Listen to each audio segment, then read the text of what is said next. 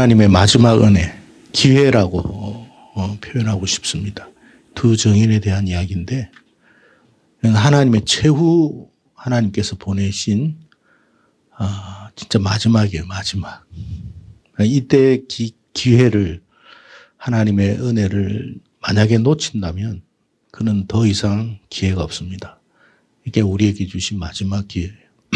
그래서 제목을 이렇게 정했습니다. 넘어가겠습니다.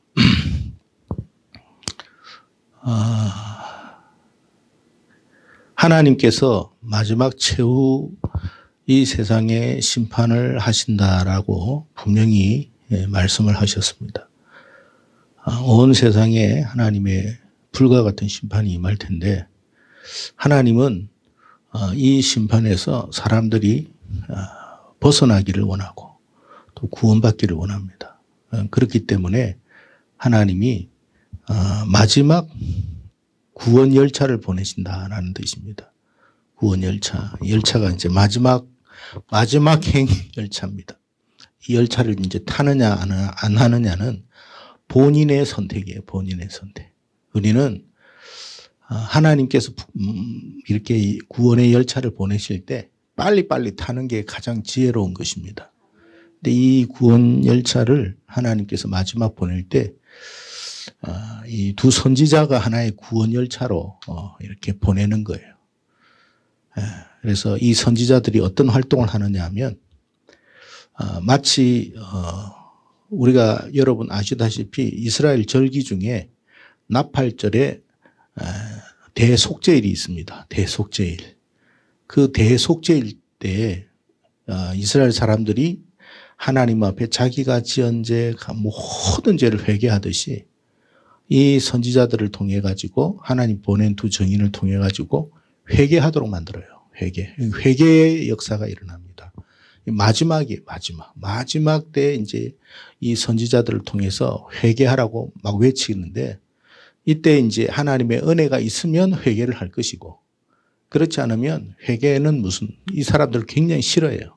미워하고. 그러니까 오죽하면 이 사람들이 죽으니까 너무 좋아가지고 기뻐 막 춤을 추고 서로 선물도 주고받고 할 정도로 사람들이 싫어해요. 그만큼 아주 우리의 심장을 찌르는 말씀을 하시는 거예요. 사람들이 하나님께서 주시는 은혜가 뭐냐면 우리의 죄를 지적해요. 우리의 심장을 찔러버려요. 근데 이게 은혜예요. 은혜. 말씀을 통해서 우리에게 왜 회개하도록 만들기 위해서 그래요. 회개를 통해 가지고 하나님 앞에 은혜를 구하라고 하나님이 이런 일을 하시는 것입니다. 그래서 여러분 우리가 하나님의 말씀이 정말 양날의 칼처럼 예리하게 우리의 심장을 찔러 쪼개기까지 할 때 완악하면 안 됩니다. 하나님이 주신 은혜예요. 은혜. 이때 우리는 뭐 해야 되느냐 하면 철저히 회개해야 돼요.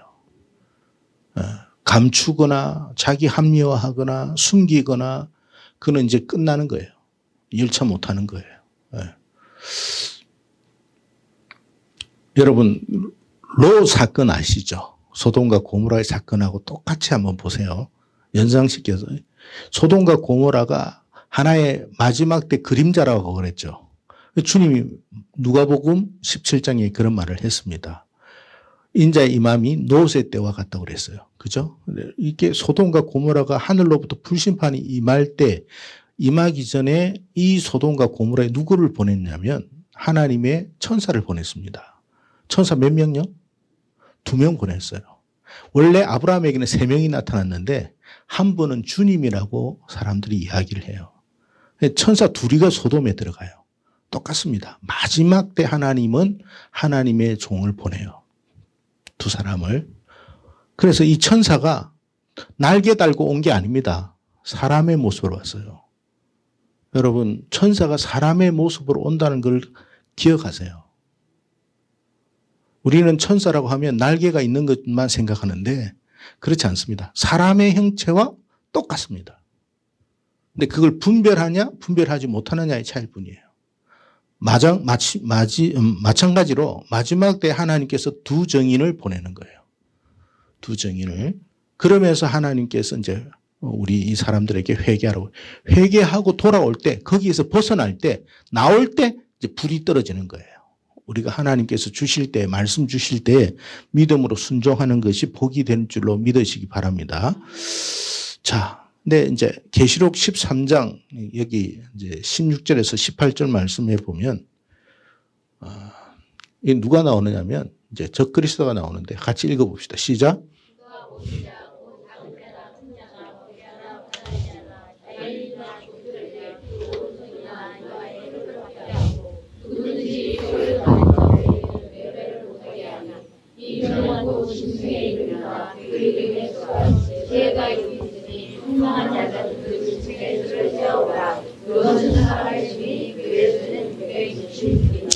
자, 보세요. 여기 마지막 두 정인이 나올 때에 하나님이 이 세상을 향해 가지고 회개의 말씀을 증거하고 선포해서 사람들이 막 돌아오게 하는데 이게 왜 마지막이냐면 이 말씀처럼 이 마지막 때 누가 오느냐면 적그리스도가 와요. 적그리스도가 나오는데 이게 사단입니다. 사단인데 아까 천사가 사람처럼 나온댔죠. 똑같습니다. 천사가 사람처럼 나오듯이 마귀가 사람처럼 나와요. 사람의 모습하고 똑같습니다. 그런데 능력이 마귀의 능력이야.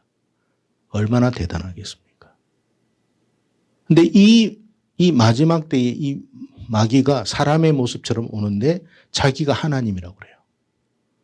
자기가 하나님이라고 그래요. 그리고 두 정인을 죽여버려요. 그게 말씀이 나오죠. 자, 한번 7절입니다. 오늘 본문 7절 읽어보겠습니다. 시작.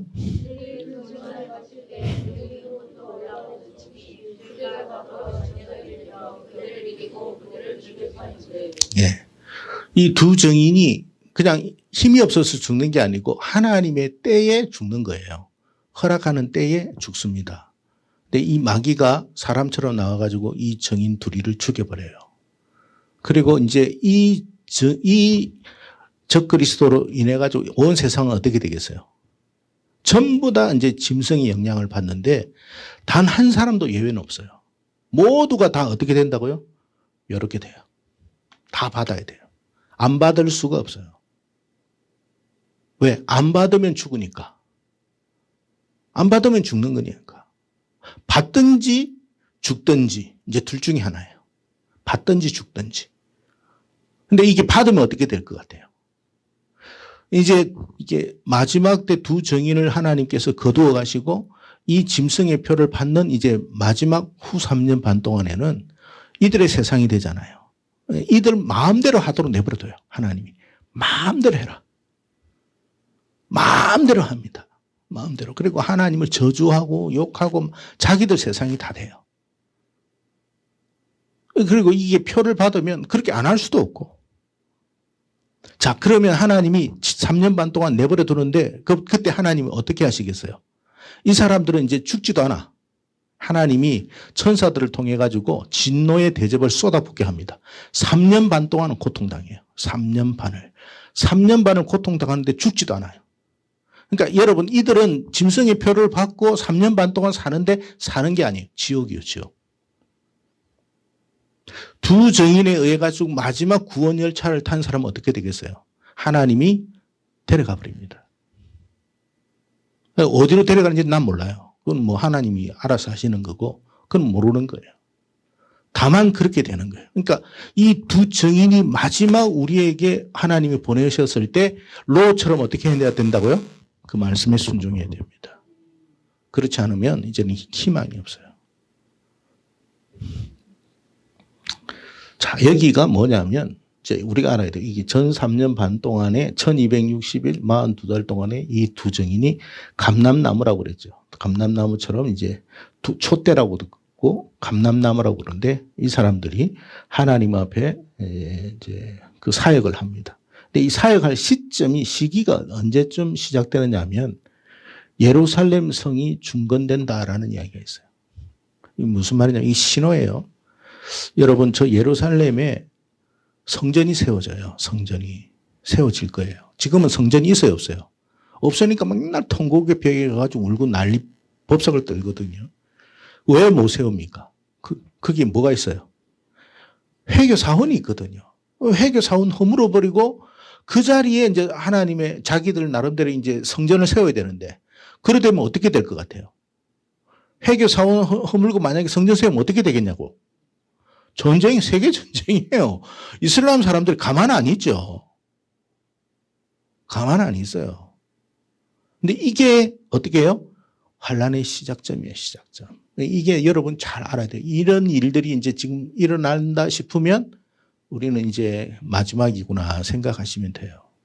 그런데 문제는 뭐냐면 이 적그리스도가 이때 갑자기 팍 나타나는 게 아니에요. 나타나는 것 같지만 사실은 그 전에 나타나요. 이쯤에 나타나요. 이쯤에 나타나가지고 이 성전을 지을 수 있도록 합니다. 정치적인 활동을 하는 거예요. 이슬람이든 뭐 기독교든 누구든 다 합의해서 하는 거예요. 그러니까 이게 이스라엘 사람들의 수건이거든요. 이스라엘 사람들은 지금 어떤 생각이냐면 이 성전이 지어져야만 하나님이 오신다는 생각을 해요. 항상 그랬어요. 지금 성전이 없기 때문에 하나님이 우리와 함께 못하고 그래서 우리가 고통을 당하는데 이제 성전이 세워지면 하나님이 오신다는 믿음을 갖거든요. 그런데 그 일을 누가 해요? 누가 하겠어요? 적 그리스도가 하는 거예요. 하는데 이 성전 짓도록 허락해요. 그러면 그 전에 이 성전을 짓도록 하려면 뭔가 작업이 필요하지 않습니까? 어떤 작업이 필요할 것 같아요? 상상 한번 해보세요. 예? 세계 종교의 통합이 이루어져야 돼요. 여러분 WCC라든가 이런 게 지금 막 그 일을 하죠. 그거 여러분 예사롭게 보면 안 돼요. 그래서 여러분 이런 일을 행하는 사람이 하나 나오는데 이 사람들은 이스라엘 사람들은 뭐로 생각하겠어요? 메시아로 생각합니다. 그리고 추앙합니다. 전부 다 그렇게 해요. 이스라엘 사람들이. 그런데 그 사람이 나중에 3년 반 지나고 나서 어떻게 하느냐. 자기의 가면을 다 벗고 이제 노골적으로 이야기하죠. 성전 안에 들어가 가지고 모든 이제 하나님의 성물을 다 파괴시키고 옛날에 이런 일이 있었잖아요. 이스라엘에 그죠? 역사적으로 보면 있었습니다. 그리고 나서 자기가 이 성전 안에 들어가면 뭐라고 하겠어요? 내가 하나님이다. 그런 거예요. 그때 알아요. 이스라엘 사람들이 이 가짜구나. 그러나 때는 늦었어요. 하나님께서 보낸 두 정인에 의해 가지고 회개하라 할 때 회개하는 사람이 있고 회개 대부분이 안 해요. 그럼 어떻게 되겠어요? 안 하는 사람은 이제 다 가는 거죠. 그 마지막에 하는 사람이 누구냐? 그게 계시록이 나오는 14만 4천이에요. 이스라엘 사람들이 마지막 구원받는 사람들. 그 마지막 열차 타는 거예요. 열차 타는 거. 저와 여러분은 그 전에 타는 거고 우리는 그 전에 타야 돼요. 문 마지막까지 가면 안 되고. 그래 하여튼 그 이야기가 이게 이 두 정인 이야기니까 여러분이 그거를 알고 있으십시오. 그러니까 이 세상에 그런 일들이 일어났다. 그런 일이 분명히 일어나는데 그런 일이 일어난다면 이제는 때가 가깝다는 거예요. 가깝기 때문에 우리는 그때는 정말 정신 차리고 믿음 생활 잘해야 돼요. 이런 일들이 일어나. 그래서 여러분 지금 솔로몬이 옛날에 성전 지을 때는 몇 년이 걸렸지만 지금의 과학 기술로 여러분 성전 지으면 얼마나 걸리겠어요? 6개월이면 다 끝난답니다. 6개월이면. 네. 이스라엘 사람들은 다 준비해 놨어요. 되기만 하면 바로 지을 거예요. 그런데 그런 시기를 아직 못 잡았어요. 그러니까 지금 이런 부류가 이걸 뭐냐면 거짓 평화예요. 거짓 평화. 이런 흐름이 세계적으로 일어났다 싶으면 우리는 깨어 있어야 돼요. 아, 이거 마지막이구나. 이 생각하시고 준비하시면 될 것 같습니다. 네. 자, 두 정인에 대한 이야기가 나오는데 이 두 정인에 대해서 학자들이 많은 이야기들이 있는데 이 두 정인에 대해서 어떤 사람들은 교회라고 이야기하기도 하고 촛대라고 했으니까 근데 사람이라고 하기도 하고 하는데 여러분 오늘 말씀을 여러분 읽어보셔서 아시겠지만 이 두 증인이 죽어요, 안 죽어요? 죽어요. 그리고 살아난다 했어요, 안 한다 했어요? 여러분 교회가 무슨 이걸 어떻게 영적으로 그냥 해석하고 하는 것으로 보면 안 되고 죽는다, 살아난다, 어떻게 해요? 공중으로 올라간다. 이런 말을 해요. 그러면 이것은 그냥 우리가 단순히 교회일까 아니면 사람일까 잘 생각해 보세요. 제가 볼 때는 사람이라고 보는 게 맞을 것 같아요. 자, 그리고 스가랴서 4장에 보면 기름 부음 받은 자 둘 이야기가 나옵니다. 스가랴서도 항상 이런 이야기가 나오거든요. 말라기 4장 6절에 보면 예수님께서 오실 때 누가 온다고요? 엘리야가 올 것이라고 그랬어요. 엘리야. 그 다음에 마태복음 17장 3절에 보면 변화산에 하나님께서 올라가셨을 때 누구를 만나요? 모세하고 엘리야를 만납니다. 그리고 그 모세하고 엘리야가 뭐라고 해요? 그 옆에서 베드로가 듣잖아요. 예루살렘에 가서 되어질 일들, 죽게 될 일들을 막 이야기해 줘요. 그러니까 앞으로의 일들을 막 이야기합니다. 계시록 11장 6절에 모세 엘리야 이야기. 자, 6절 한번 보겠습니다. 같이. 오늘 본문 6절인데 같이 읽어봅시다. 시작.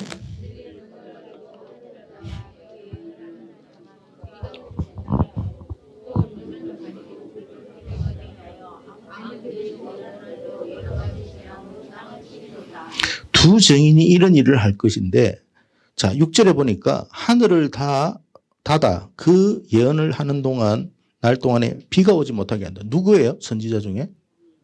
엘리야입니다. 엘리야. 그리고 권능을 가지고 물을 피로 변하게 한 자가 누구죠? 모세입니다. 모세. 자, 그럼 5절에 보니까 만일 누구든지 그들을 해하고자 하면 그들의 입에서 뭐가 나와서? 불이 나와서 그들의 원수를 삼켜버릴 것이요. 그랬죠. 누가 한 걸까요? 성경에 있어요. 선지자 중에. 엘리야입니다. 엘리야. 아합이 엘리야 잡아오라고 50명씩 보냈잖아요. 그랬더니 하늘에서 벼락이 떨어져 가지고 그들이 전부 다 불에 어떻게 됐어요? 다 죽었어요. 그 몇 번 그랬거든요.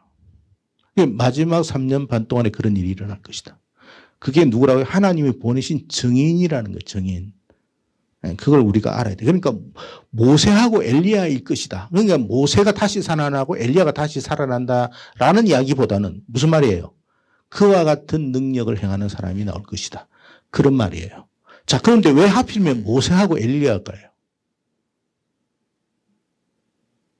왜 모세하고 엘리야일까요? 여러분, 모세는 뭐를 받았어요? 모세오경 율법 받았잖아요. 십계명 받았어요. 엘리야는요? 선지자 중에 대표죠. 그러니까 선지서. 그러니까 율법과 선지자는 누구를 가리키는 거예요? 예수님 이야기하는 거예요. 구약은 전부 다 예수님 이야기예요. 시편도 마찬가지고. 결국에는 모세하고 엘리야가 나온 것은 뭐냐면 결국 모세도 엘리야도 누구를 가리킨 거예요? 예수님 가리킨 거예요. 이들이 예수님이 참 누구라고요? 하나님이요 그리스도요 메시아다라고 마지막 이야기할 거예요. 근데 사람들이 받아들여요? 안 받아들여요? 안 받아들여요. 네, 그런 일이 있는데 그 사람들은 결국 3년 반 후에는 죽어요. 죽어도 여러분 이상할 거 없어요. 하나님께서 하나님이 주신 사명을 끝마치고 가는 거니까. 그 뭐 놀랄 일도 없어요. 네. 자, 두 증인의 죽음과 부활과 성천에 대한 이야기가 오늘 본문 7절에서 13절에 있습니다. 자, 7절에 보니까 무저갱으로부터 올라오는 짐승. 이게 누구냐면 적그리스도입니다. 로 말미암아 죽임을 당한다고 그랬어요. 8절에 보면 그들이 죽은 장소가 어디예요? 십자가에, 주께서 십자가에 못 박히신 곳이고 다른 말로 하면 소돔과 애굽이라 그랬어요. 그러니까 이 세상이 자체가 소돔이고 이 세상 자체가 애국과 같은 곳이에요. 그런 데서 예수님 죽듯이 죽는다 이 말이거든요. 예. 자, 9절에 보니까 그들은 시체가 어떻게 된다고요? 무덤에 장사도 안 돼. 예. 아주 그냥 아주 뭐 처참한 모습으로 그냥 사람들에게 보여줄 거예요. 그러니까 뭐 사람들이 좋아가지고 서로 물건 나누고 선물 보내고 그럽니다. 근데 11절에 보니까 어떻게 된다고요? 3일 반 후에 부활과 성천할 것이다. 그거를 사람들이 똑똑히 보게 만들어버려요. 왜? 왜 보게 해요? 하나님이 보낸 증인이라는 것을 분명하게 보여주기 위해서 그런 거예요. 근데 회개 안 해요, 그 사람들.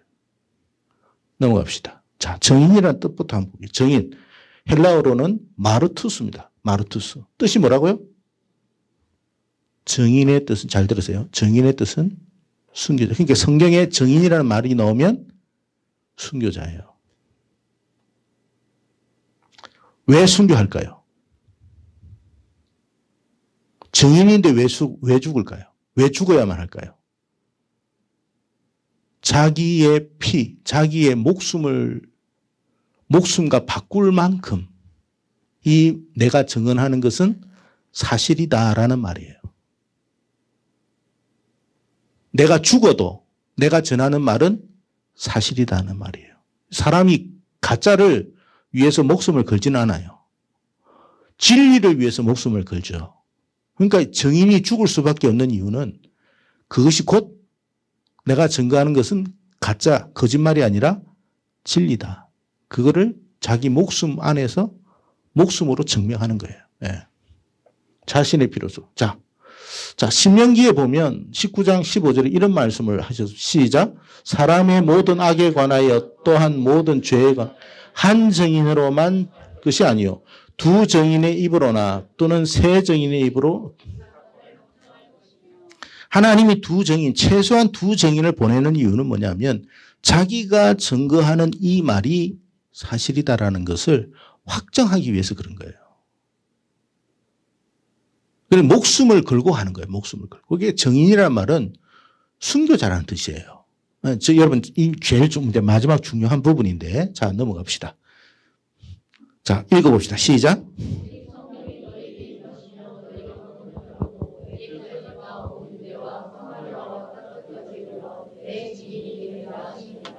예수님의 12제자 다 죽었어요. 왜 그럴까요? 그들이 순교해야만 이 말이 진리라는 것을 나타내기 위해서 그런 거예요. 그래서 서대반 집사도 죽었고 거의 성령 받았다 싶으면 다 죽어요. 자, 이건 중요한 이야기니까. 자, 성령 받으면 다 죽어요. 자, 넘어갑시다. 시작.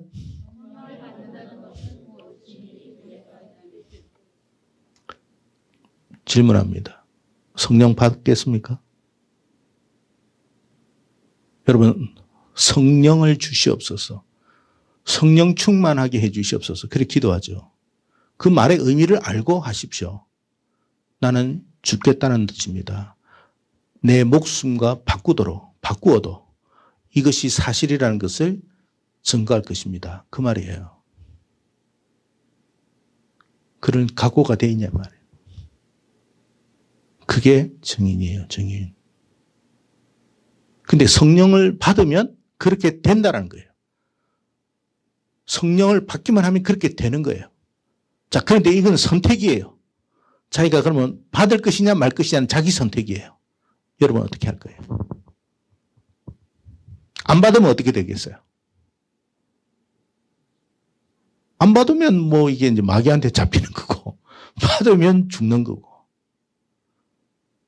그래서 여러분 믿음 생활 한다는 것은 내가 목숨을 하나님 앞에 드린다는 말이에요. 그게 신앙생활이에요. 근데 우리는 신앙생활을 그냥 무슨 어떤 동호회처럼 생각해요. 내 편리하는 정도로 생각하고 내 취미 활동하는 줄 알아요. 그러니까 이런 생각을 가진 사람들은 결국 어떻게 될까요? 떠날까요? 있을까요? 떠납니다. 못 있습니다. 누구만 남았을까요? 성령 받은 사람만 남아있어요. 그러니까 성령을 받았는지 안 받았는지는 뭐로 증명해요? 요때 증명이 돼요.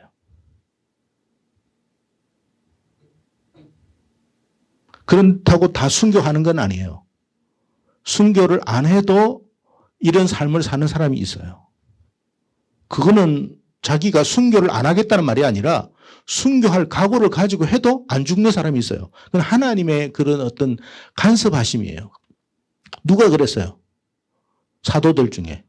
세례 요한 그렇잖아요. 사도 요한이 그랬잖아요. 안 죽으려고 한 게 아니에요. 안 죽어서 그런 거예요. 안 죽어서. 하나님이 구별하신 거예요. 하나님이 쓰는 용도가 다 달라요. 그런데 중요한 건 뭐라고요? 순교냐 안 하냐가 중요한 게 아니고 성령 받아야 되느냐 안 받아야 되느냐. 이게 중요해요. 우리는 성령을 받아야 돼요. 그럴 때 진짜 믿음 생활할 수 있는 거예요. 아까 빌립 집사 우리가 오전 이야기했죠. 그런 삶을 자기가 살아가는 거예요. 사라지는 거예요. 누가? 하나님께서 하시는 거예요. 그거는.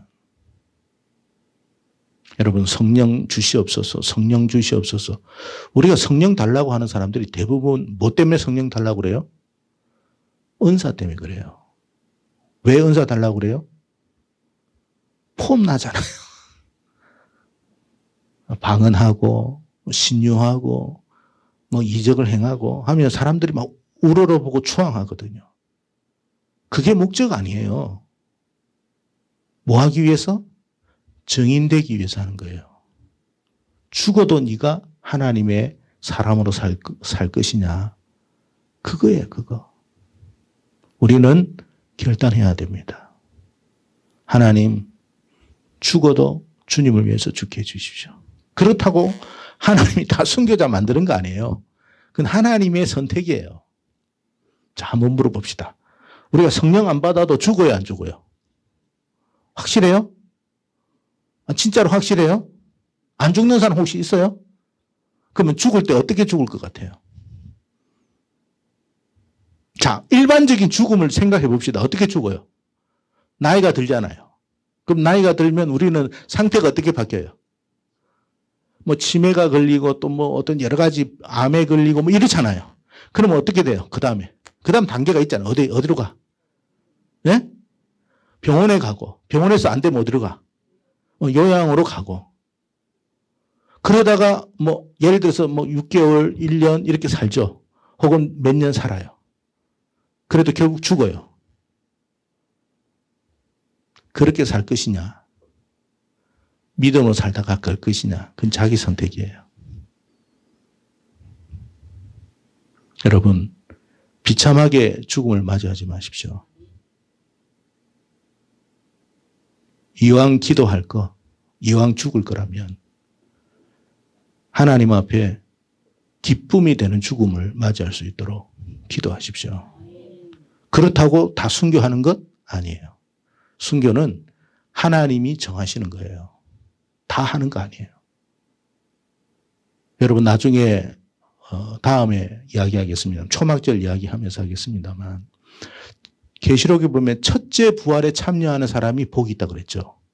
부활에도 두 번째 부활이 있고 첫째 부활이 있어요. 근데 첫째 부활은 누가 하느냐? 첫째 순교 당한 사람. 두 번째 순교는 안 당하는데 예수님의 증거를 가지고 부인하지 않고 살아가는 사람. 그 사람이 영원히 살아요. 근데 그런 사람은 누구라고요? 성령 받아야 돼요. 여러분 지금은 우리가 믿음 생활하면서 성령이여 오시옵소서. 성령이여 나를 주관하여 주시옵소서. 성령이여 나를 다스려 주시옵소서. 라고 기도해야 돼요. 우리가 아직 성령에 충만하지 못했다는 것은 자기가 잘 알잖아요. 어떻게 해야 돼요? 하나님 앞에 구해야 돼요. 하나님 성령으로 충만하게 해주십시오. 성령으로 충만하게 해주십시오. 막 성질 충만할 때가 우리가 많거든요. 그럴 때 다시 우리 자신을 하나님 앞에 내려놓고 성령 충만하게 해주세요. 성령 충만하게 해주세요. 그게 우리에게 주시는 기회입니다. 기회. 이때 우리가 해야 할 일은 그거예요. 그래가지고 성령이 충만했다? 그러면 두려움이 없어요. 그게 하나님이 주시는 마지막 기회입니다.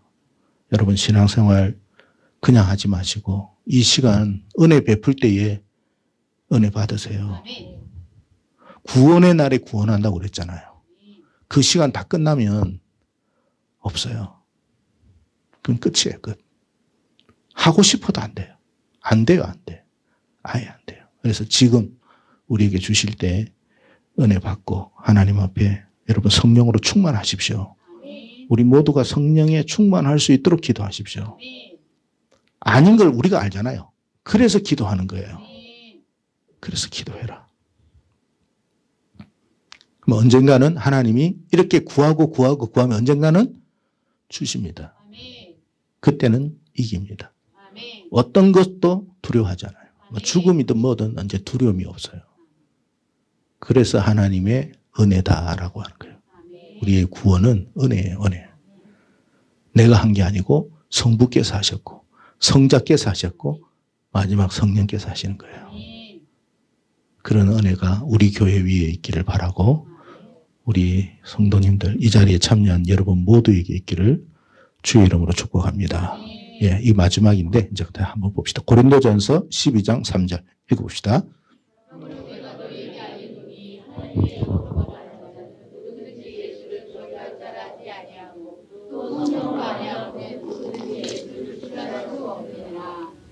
여러분 성령이 임하면 보세요.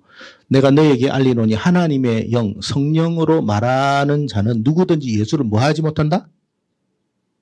여러분 이 성령 못 받으면 예수를 저주할까요 안 할까요? 계시록 보면 저주한다고 나와요.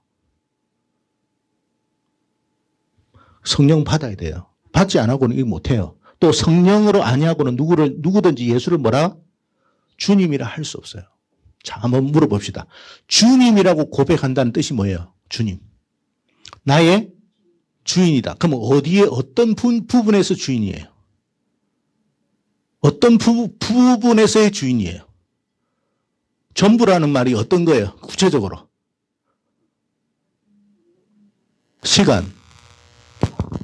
시간의 주인이에요. 그 다음에 나의 물질의 주인이에요. 나의 재능의 주인이에요. 나의 모든 영역의 주인이에요. 그게 신앙 고백이에요. 근데 이게 되는 사람이 하는 거지. 안 되면 못해요. 다시 말합니다. 물질의 주인은 누구예요? 근데 예수님이 주인이 안 되면 이거 못해요. 안 돼요. 제가 계속 이야기하지만 무슨 11조 이야기하고 헌금 이야기하지만 이거는 그런 차원이 아니라 나의 고백이에요. 고백. 고백이 안 되면 이거 못해요. 죽어도 안 돼요. 시간의 주인은 주님이에요. 내 시간을 누구에게 드려야 돼요? 주님께 드리는 거예요. 내 마음대로 내가 하는 게 아니에요. 그게 주의 고백이에요. 그게 성령 받은 사람만이 할 수 있어요. 그래서 우리는 성령을 받았는지 안 받았는지는 몰라요. 하나님만 아세요. 그러나 그의 모습을 보고 아는 거예요.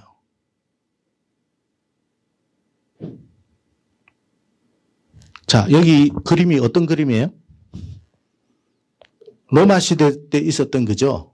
그때 예수 믿는 사람들 어떻게 됐어요? 여러분 사자밥이 됐어요. 이 사람들이 두려움이 여러분 사람인데 왜 없겠습니까? 거기에 보면 여러분 여기에 사자밥만 있는 게 아니라 여기 있잖아요. 여기에 십자가에 매달린 사람들. 이 사람들도 있었어요. 이 사람들은 뭐 했을 것 같아요, 여기에? 네? 여기에다가 그 역청을 발라요. 몸에다가. 그럼 뭐 했어요? 불 질러버려요. 여러분 신앙 고백이 만약에 안 되는데 이렇게 하겠어요? 신앙 고백이 안 되는데 사자와의 이 뭡니까? 사자에게 이렇게 끌려가가지고 사자밥이 되는데 나 예수 안 믿습니다. 나 예수 안 믿을 겁니다. 그렇게 안 하겠어요? 근데 이 사람들이요, 그대로 앉아 있습니다. 이거는 성령이 그 안에 임했다는 거예요. 임했다는 거. 이거는 사람의 힘으로 되는 게 아니에요, 여러분. 이게 종교 힘으로 된다고요? 말도 안 되는 소리 하지 마세요. 예수가 나의 주인이라고 고백하는 사람만 가능한 거예요. 자, 그래서 예수님이 이런 말씀을 하셨어요. 마태복음 16장 25절. 시작.